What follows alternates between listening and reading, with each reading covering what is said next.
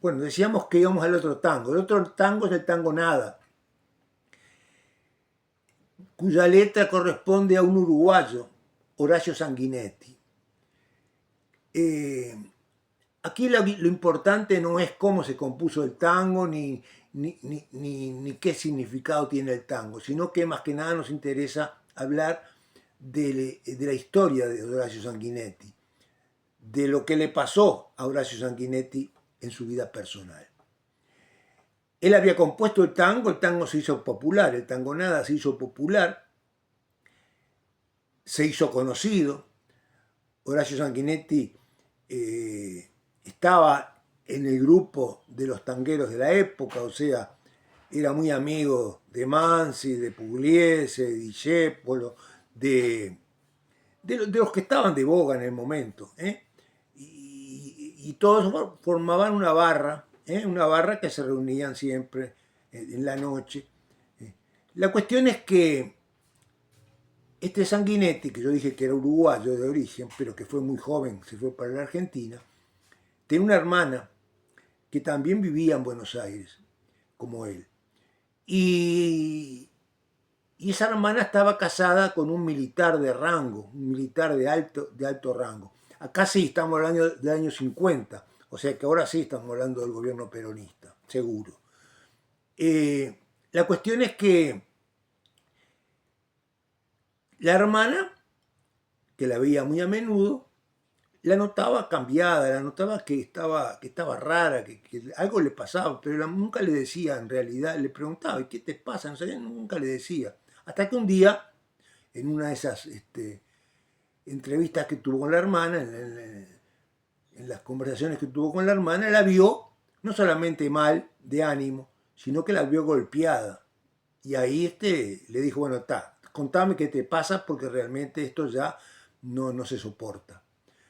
Y bueno, y ahí la hermana le declaró que lo que le pasaba, o sea, que el marido no solamente la maltrataba, sino que hasta le pegaba. Entonces, la vida de ella era un infierno. Sumado a esto, que ya de por sí la vida familiar era muy, muy mala, se enfermó. Y se enfermó de tuberculosis. Una enfermedad que hoy en día prácticamente no existe. Y si existe, es combatida. Pero en aquella época la tuberculosis era prácticamente sinónimo de muerte, porque no había cura para la tuberculosis. Así que termina muerta y bueno, y aquí el hermano, se imaginan que sabía todo el trasfondo del asunto, el día del velorio se puso difícil la mano, porque el militar, el marido, vestido de gala, como si fuera a un desfile, parado frente al cajón, saludando a la gente, y este hombre, Sanguinetti, que sabía toda la historia, estaba furioso.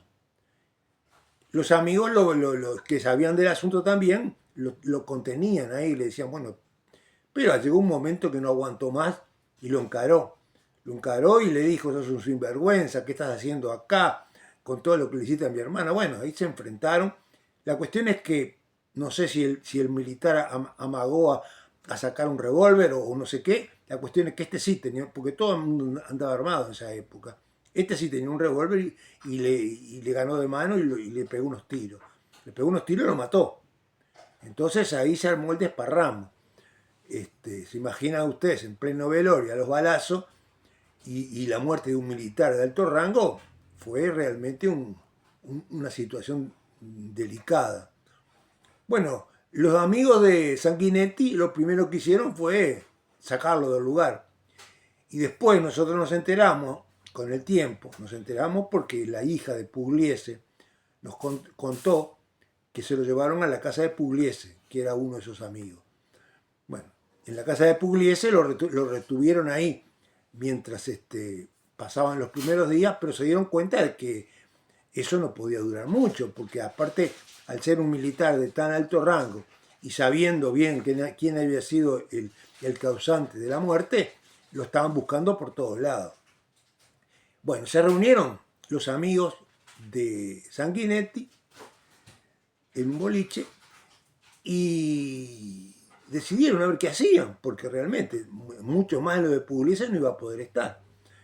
Y bueno, y entonces, como tenían contactos, y en ese momento yo les decía que gobernaba Perón, se comunican con Perón, lo van a entrevistar y le cuentan la historia, lo que había pasado.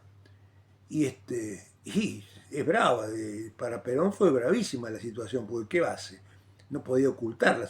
Entonces lo único que pudo hacer, y le dijo, es que lo dejaran de buscar por 24 horas. O sea, le dio un plazo de 24 horas para que ellos se manejaran.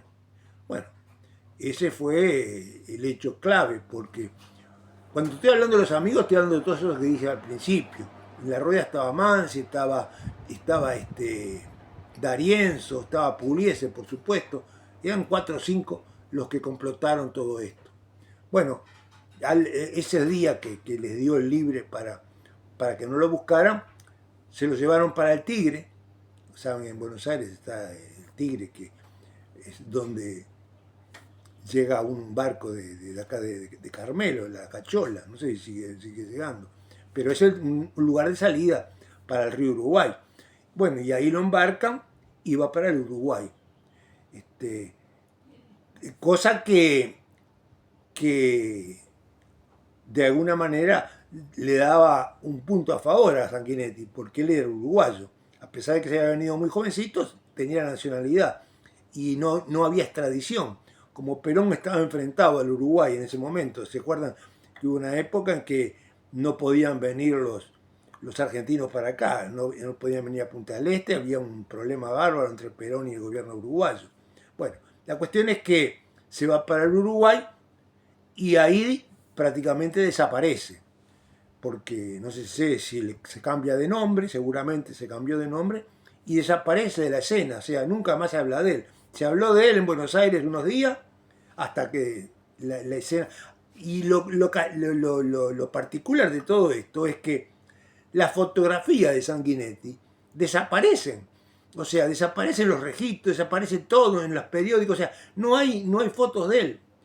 Y entonces, como que quedó en el olvido. Quedó en el olvido y una particularidad.